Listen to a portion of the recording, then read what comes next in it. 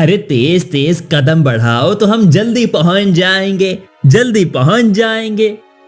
रमेश, और कितनी दूर है गांव? अरे बस थोड़ा सा दूर है, और क्या सुमन, थोड़ा सा ही दूर है। चलो चलो, आओ आओ।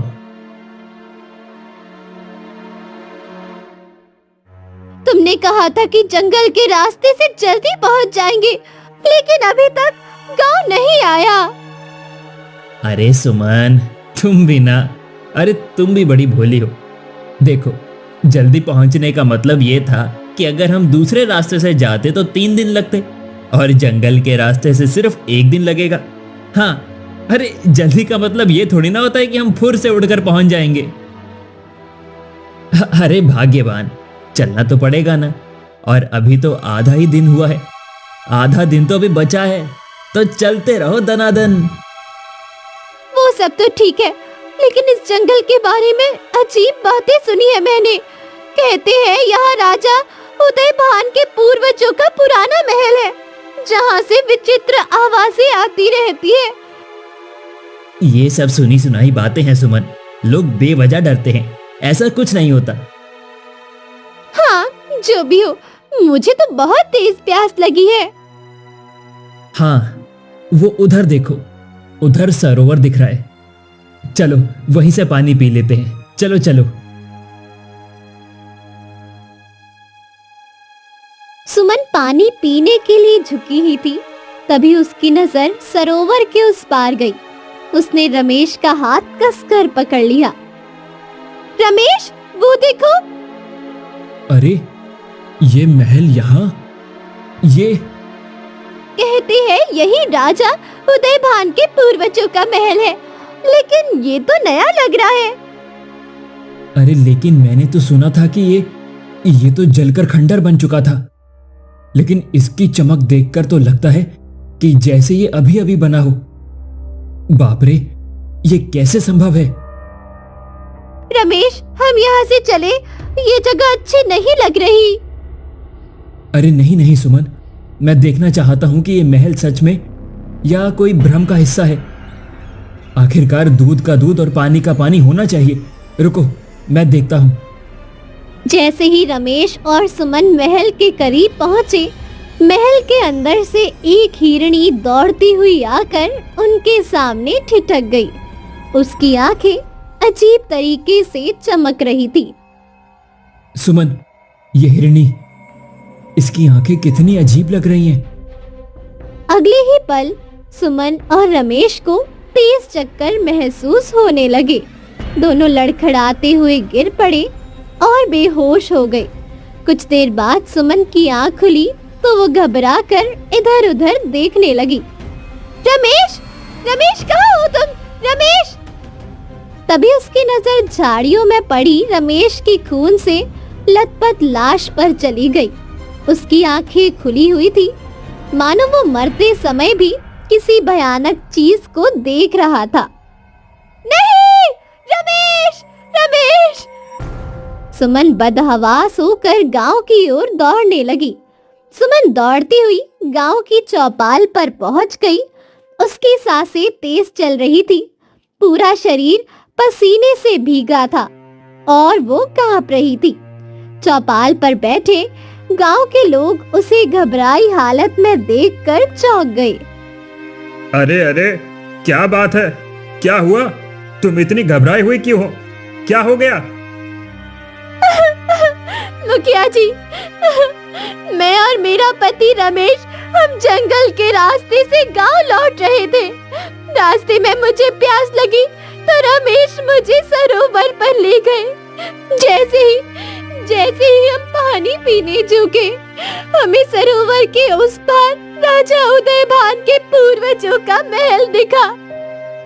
महल? लेकिन वो तो खंडर बन चुका है ना। नहीं, वो महल, वो तो नया लग रहा था। ऐसा लग रहा था जैसे अभी अभी बना हो। रमेश जबरदस्ती मुझे वहां ले गया। जैसे ही हम महल के दरवाजे तक पहुंचे, अंदर से एक हिरनी निकली। उसकी आंखें बिल्कुल शेरनी जैसी चमक रही थी।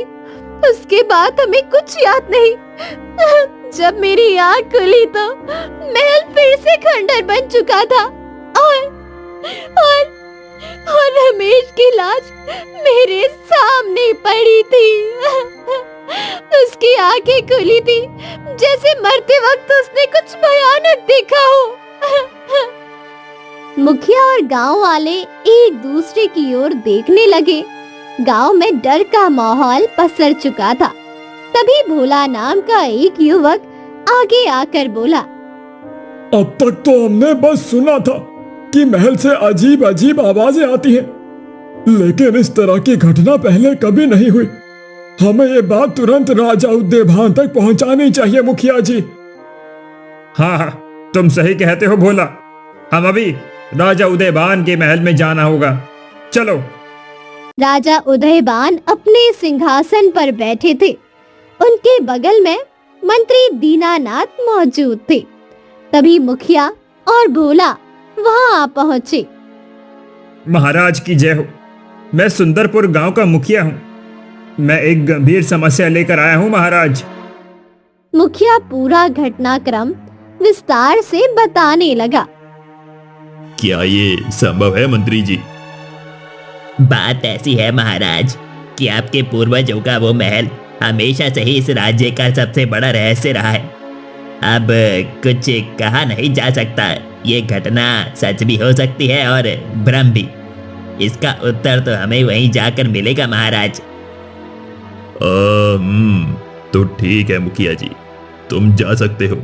हम स्वयं इस मामले की छानबीन करेंगे। मुखिया और भोला वहां से चले गए। कुछ देर बाद राजा उदयभान उठकर रानी सुमित्रा के कक्ष की ओर चले गए। क्या बात है स्वामी, आप इतने विचलित क्यों लग रहे हैं? आज गांव के मुखिया ने एक अजीब घटना सुनाई है। हमारे पूर्वजों के महल में कुछ अनहोनी हुई है और मैं इसकी सच्चाई जानने स्वयं वहां जा रहा हूं। आपको अकेले वहां नहीं जाना चाहिए। वो महल रहस्यमय है। वहां अजीब घटनाएं होती है। सुमित्रा, हमारे पूर्वजों का महल है। हम वहां जाने से नहीं डरते और हम इन अफवाहों पर विश्वास करते नहीं और ना ही किसी अंधविश्वास के आगे हम झुकेंगे।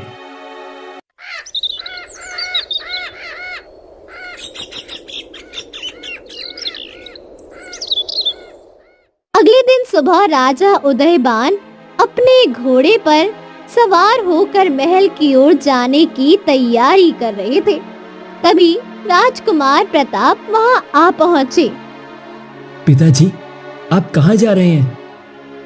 हम अपने पूर्वजों के महल की जांच करने जा रहे हैं। अरे, लेकिन आपको अपने साथ कुछ सैनिकों को ले जाना चाहिए। अगर आप चाहें तो मैं खुद आपके साथ चलूंगा। मेरे बेटे, अभी हमारे शरीर में बहुत शक्ति है और वैसे भी हम किसी युद्ध में नहीं जा रहे, बस सच्चाई का पता लगाने जा रहे हैं। इसीलिए हम अकेले जाएंगे। कुछ देर बाद राजा उदयभान अपने पूर्वजों के खंडर नुमा महल के सामने खड़े थे।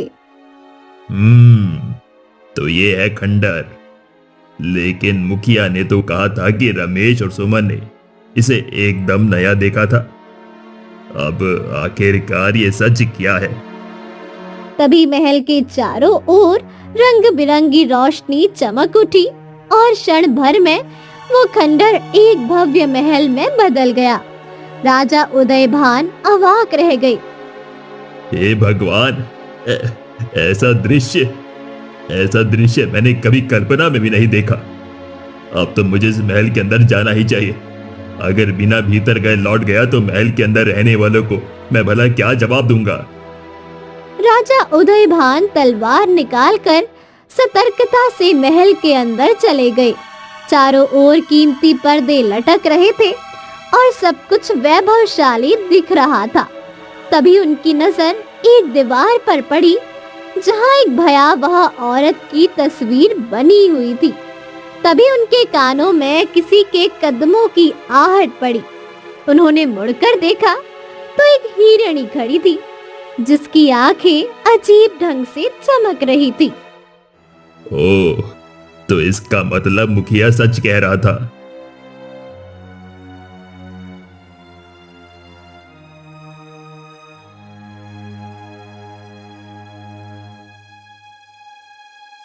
राजा उदयभान तलवार निकालने ही वाले थे कि अचानक हिरणी की आंखों से अजीब चमक निकलने लगी। राजा गुस्से में आगे बढ़ने ही वाले थे कि अचानक उनके कानों में एक सुरीली आवाज टकराई। पीछे हट जाइए महाराज, आप इस हिरनी का मुकाबला नहीं कर सकते। राजा उदयभान ने देखा कि एक सुंदर स्त्री उनके सामने खड़ी थी। अगले ही पल उसने हिरणी पर कुछ ऐसा फेंक दिया, हिरणी रंग बिरंगी रोशनी में विलीन हो गई। राजा उदयभान स्त्री के साथ महल से बाहर आ गए। जैसे ही वो बाहर निकले, महल फिर से खंडर में बदल गया। तुम कौन हो? मैं जंगल की वासी हूँ महाराज, पास ही में रहती हूँ। और जंगल में अकेली? तुम्हारे माता पिता कहाँ हैं?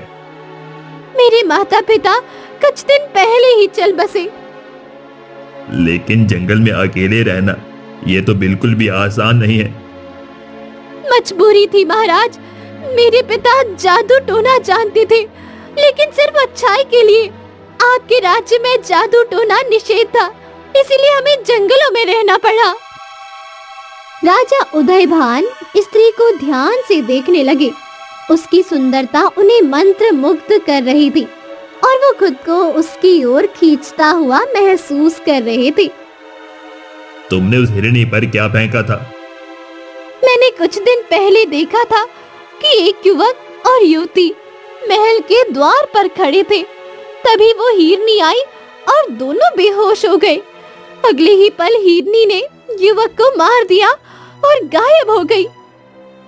ये सुनकर मैं विचलित हूँ। आज जब मैंने आपको संकट में देखा तो मैं समझ गई कि वो फिर से हमला करेगी। मैं थोड़ा बहुत जादू जानती हूँ, इसीलिए मैंने अभिमंत्रित सिंदूर उस पर फेंक दिया। तुमने मेरी जान बचाई। हम कल फिर से तुमसे मिलने आएंगे। वैसे तुम्हारा नाम क्या है? माया। राजा उदयभान मुस्कुराए और वहां से चले गए।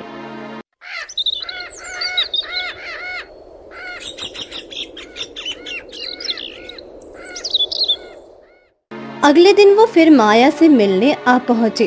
धीरे धीरे उनकी मुलाकातों का सिलसिला बढ़ता गया और एक दिन राजा उदयभान ने माया से कहा, माया, हम तुमसे प्रेम करते हैं और हम तुमसे विवाह करना चाहते हैं। लेकिन महाराज, आपका एक जवान पुत्र है और आपकी पत्नी भी है। अरे मत भूलो कि हम एक साधारण पुरुष नहीं बल्कि एक राजा हैं। राजा हम एक नहीं 101 विवाह कर सकते हैं। माया मुस्कुरा उठी। राजा उदयभान ने उसका हाथ थामा और उसे मंदिर में विवाह के लिए ले गए और उससे विवाह कर लिया। पर क्या माया सच में वो थी जो वो दिख रही थी, या फिर ये एक बड़ी साजिश का हिस्सा था? विवाह पर राजा उदयभान अपने महल में अपनी नई पत्नी माया को लेकर पहुँचे। राजकुमार प्रताप और उनकी पत्नी सुमित्रा आश्चर्यचकित रह गए।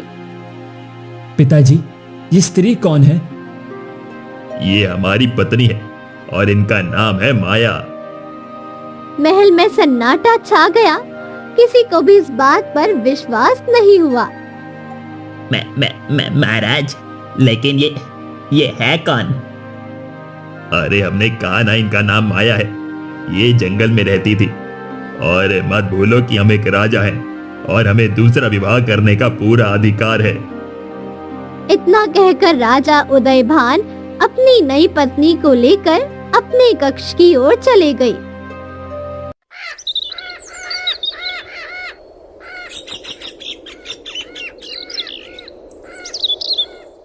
कुछ ही दिनों में महल का माहौल बदलने लगा। राजा उदयभान पहले की तरह दरबार में सक्रिय नहीं रहते थे। उन्होंने अपनी पहली पत्नी सुमित्रा से बात करना लगभग बंद कर दिया था और राजकुमार प्रताप से भी दूर हो गए थे। दरबार में राजा की उपस्थिति अब दुर्लभ हो गई थी। मंत्री दीनानाथ इस बदलाव को ध्यान से देख रहे थे। दरबार में कई दिन जब राजा उदयभान उपस्थित नहीं हुए, तो मंत्री दीनानाथ ने राजकुमार प्रताप से एकांत में कहा, राजकुमार, जब से महाराज ने दूसरा विवाह किया है तब से उनका स्वभाव बदलता गया है। मैं भी देख रहा हूं मंत्री जी, लेकिन क्या आपने ये भी महसूस किया कि पिताजी अब धीरे धीरे कमजोर होते जा रहे हैं? हाँ, आपने बिल्कुल सही कहा। मुझे तो सच में कुछ गड़बड़ लग रही है। तभी रानी सुमित्रा वहां पहुंची। मैं तुम्हारे पिताजी को वर्षों से जानती हूँ। उनका स्वभाव ऐसा कभी नहीं था। जिस तरह से उन्होंने बिना मुझे बताए दूसरा विवाह किया, ये मेरे लिए अब तक का सबसे बड़ा आघात है, सबसे बड़ा आघात। अब जब मैं उन्हें देखती हूँ तो ऐसा लगता है कि जैसे वो मेरे पति हो ही नहीं। राजकुमार प्रताप इस बात पर गहरी सोच में डूब गए। राजकुमार, तुम्हें महायोगी की मदद लेनी होगी। महायोगी? लेकिन वो तो बरसों पहले ही महल छोड़कर चले गए थे। हाँ, लेकिन वो केवल तपस्या के लिए गए हैं। लेकिन एक बात याद रखो राजकुमार, वो तुम्हारे खानदान के रहस्यों को बहुत अच्छी तरह से जानते हैं। तो मंत्री जी, क्या आप कुछ छिपा रही हैं? मैं तो इतना समझा सकता हूँ कि जब से महाराज अपने पूर्वजों के पुराने खंडर में गए थे, तब से ही उनका व्यवहार बदल गया और फिर अचानक उन्होंने ये विवाह कर लिया। मुझे लगता है कि इस रहस्य की कड़ी तुम्हारे पूर्वजों के उसी खंडर से जुड़ी हुई है। हाँ, अगर ऐसा है तो मुझे महायोगी से अवश्य मिलना होगा। तुम्हें जंगल की गहराई में एक सरोवर मिलेगा जो सुनहरी किरणों से चमकता होगा। उसके ठीक सामने एक बहुत पुराना वृक्ष होगा। महायोगी वहीं साधना कर रहे हैं। अगले दिन राजकुमार प्रताप अपने घोड़े पर सवार होकर महायोगी से मिलने के लिए निकल पड़े। जंगल घना और रहस्यमय था। उसे जल्द ही सुनहरी रोशनी में चमकता सरोवर दिखाई दिया और उसके ठीक सामने वो पुराना वृक्ष खड़ा था। महायोगी वृक्ष के नीचे ध्यान में बैठे हुए थे। प्रताप, तुम यहाँ कैसे? क्या कोई विपत्ति आई है? प्रणाम महायोगी। बात यह है कि पिताजी ने एक स्त्री से विवाह किया है, माया नाम की। विवाह के बाद से उनका व्यवहार बिल्कुल बदल सा गया है। माँ से बातचीत तक नहीं करते, दिन ब दिन कमजोर होते जा रहे हैं। महायोगी गहरी सोच में डूब गए। उन्होंने अपनी आंखें बंद कर ली। कुछ क्षण बाद वो आंखें खोलकर बोले, अनर्थ हो गया, घोर अनर्थ। राजा उदयभान ने वही गलती दोहराई है जो उनके पूर्वजों ने की थी। घोर अनर्थ है ये, घोर अनर्थ। अनर्थ? आप कहना क्या चाहते हैं महायोगी? जिस माया से राजा उदयभान ने विवाह किया है वो कोई साधारण स्त्री नहीं, बल्कि वो एक डायन है। डायन? क्या ये कैसे संभव है? ये वही श्रापित आत्मा है जो तुम्हारे पूर्वजों को भी छल चुकी है। तुम्हारे पिता भी उसी भूल को दोहरा चुके हैं। तो महायोगी, आप बताइए हमें क्या करना होगा? अब बताने और सुनने का समय नहीं रहा। हमें अभी उस खंडरनुमा पुराने महल में जाना होगा। वहां तुम्हें सारी सच्चाई मिलेगी। महायोगी ने प्रताप का हाथ पकड़ लिया। अगले ही पल दोनों रहस्यमय शक्ति से सीधे खंडर वाले महल के पास प्रकट हो गए। जैसे ही वो अंदर आए तभी वही हिरनी पहुंची। महायोगी ने अपनी झोली से सफेद भस्म निकालकर हिरनी पर फेंक दिया। हिरनी रंग बिरंगी किरणों के बीच एक सुंदर स्त्री में परिवर्तित हो गई। तुम कौन हो? मैं तुम्हारे पूर्वजों में से हूँ। वर्षों पहले मेरे पति ने मेरे होते हुए दूसरा विवाह कर लिया था, लेकिन उन्हें नहीं पता था कि वो स्त्री एक डायन है। इतना बोलकर वो सुंदर स्त्री दीवार की ओर इशारा करते हुए बोली, ये देख रहे हो, ये वही स्त्री है जिससे तुम्हारे पिता ने विवाह किया है। ये तो बहुत भयानक दिख रही है। उसका वास्तविक रूप यही है और ये तस्वीर हमेशा ऐसी नहीं थी। जब तक इसका रहस्य नहीं खुला था तब तक ये तस्वीर बहुत सुंदर थी। मेरे पति जंगल में एक दिन इससे मिले और इससे विवाह कर महल ले आए, लेकिन वो नहीं जानते थे कि ये कोई साधारण स्त्री नहीं बल्कि एक डायन थी, डायन।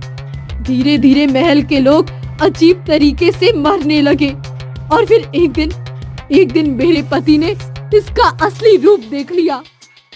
अच्छा, और फिर क्या हुआ? फिर मेरे पति ने इसे बंदी बनवा लिया और जिंदा जला दिया, लेकिन मरने से पहले इसने श्राप दिया कि मुझे मारकर भी तुम मुझसे नहीं बच पाओगे।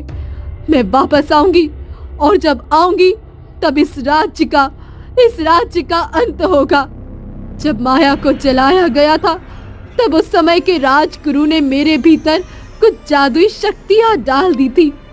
उन्होंने कहा था जिस दिन माया दोबारा शक्तिशाली होकर लौटेगी मैं हिरनी के रूप में चेतावनी देने के लिए प्रकट हो जाऊंगी। उसी दिन जब रमेश और सुमन महल के बाहर खड़े होकर अजीब घटनाओं को देख रहे थे, मैं उन्हें चेतावनी देने पहुंची थी, मगर उससे पहले ही माया ने अपनी काली शक्तियों से उन्हें बेहोश कर दिया और फिर सुमन के पति का खून पी गई। सबने समझा कि इस घटना के पीछे रहस्यमय हिरणी का हाथ है। ओह, तो क्या जब पिताजी उस खंडर महल में आए थे तब भी आपने उन्हें चेतावनी देने की कोशिश की थी? हाँ, मैंने पूरी कोशिश की थी, मगर माया ने अपने मायावी रूप से मुझ पर काले मंत्रों का प्रहार कर दिया और मुझे वहां से गायब होना पड़ा। फिर उसने तुम्हारे पिता को सम्मोहित कर विवाह किया और महल में चली गई। अब वो तुम्हारे पिता को मारने वाली है। उसके बाद वो तुम्हें भी नहीं छोड़ेगी। धीरे धीरे वो पूरे राज्य को निकल जाएगी। अब हमें उन्हें रोकना ही होगा। बताइए, इसका अंत कैसे होगा? माया के अंत के साथ ही मेरा भी मोक्ष जुड़ा हुआ है। ये देखो, ये दीवार पर बनी तस्वीर। इस तस्वीर में वही व्यक्ति आग लगा सकता है जिसके पास चमत्कारी शक्तियां हो। हाँ, मेरे पास वो शक्ति है और समय आ गया है कि इस अभिशाप का अंत किया जाए। ओम नमः शिवाय, ओम नमः शिवाय, ओम नमः शिवाय। महायोगी आंखें बंद कर मंत्र पढ़ने लगे। अचानक उनके हाथों से एक दिव्य रोशनी निकली जो तस्वीर की ओर बढ़ गई। जैसे ही तस्वीर में आग लगी, उसी क्षण महल के भीतर माया की आंखें क्रोध से लाल हो गई। माया जो अब तक सौम्य और कोमल रूप में थी, अचानक भयानक रूप में बदल गई। अगले ही पल वो हवा में उड़कर खंडर वाली महल में पहुंच गई, जहां प्रताप, सुंदर स्त्री और महायोगी खड़े थे। मगर तब तक तस्वीर पूरी तरह जल चुकी थी। माया का शरीर जलने लगा। कुछ ही पलों में वो जलकर राख बन गई। माया का अंत होते ही सुंदर स्त्री रंग बिरंगी रोशनी में विलीन हो गई। अब सब कुछ सही हो चुका है। मेरे कार्य की समाप्ति हुई। अब मुझे तपस्या करने के लिए जाना होगा।